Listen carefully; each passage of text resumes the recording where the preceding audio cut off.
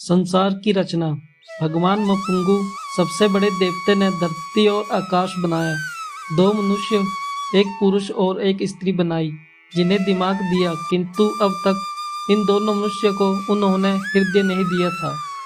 भगवान मपुंगु के 4 बच्चे थे, चंद्र, सूर्य, अंधकार और बरसात। उन्होंने उन चारों को एक साथ बुलाया और कहा, मैं अब निवृत्त होना चाहता हूँ, अतः मनुष्य अब कभी मुझे देख ना सके और मैं अपनी जगह पर एक हृदय को धरती पर भेजूंगा। किंतु जाने से पहले मैं जानना चाहता हूँ कि तुम लोग क्या क्या करोगे।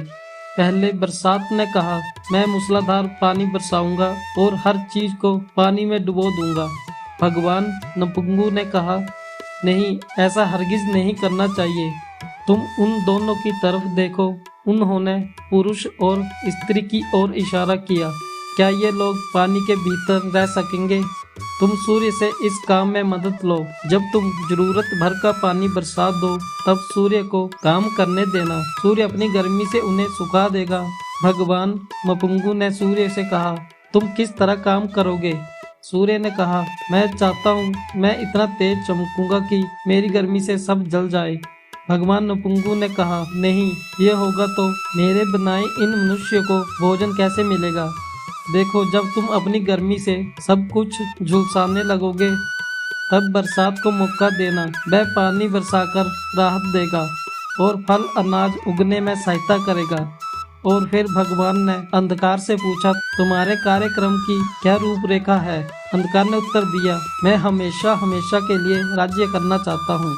भगवान ने सौम्य स्वर से कहा, दयालु बनो। क्या तुम मेरी इस अद्भुत रचना को खत्म कर देना चाहते हो?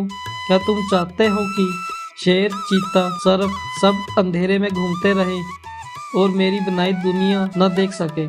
चांद को भी कुछ करने का मौका दो, उसे भी धरती पर चमकने दो। जब वह चौथाई रह जाए, तब पुनः तुम अपना साम्राज्य फैला सकते हो। भगवान मपुंगु ने कहा, मुझे भी काफी देर हो गई है, अब मुझे भी जाना चाहिए। और वह वहां से गायब हो गई। कुछ समय बाद हृदय एक पतली सी झिल्ली से अवृत उनके पास आया। वह रो रहा था। उसने सूर्य, चंद्रमा, अंधकार और बरसात से पूछा, हमारे पिता भगवान मपुंगु कहाँ हैं? उन्होंने कहा, पिताजी चले गए और हम जानते भी नहीं हैं कि वो कहाँ गए।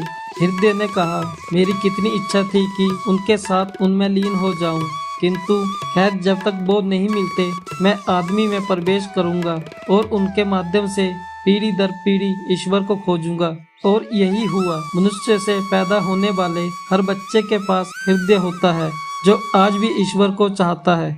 शिक्षा ईश्वर सब में है।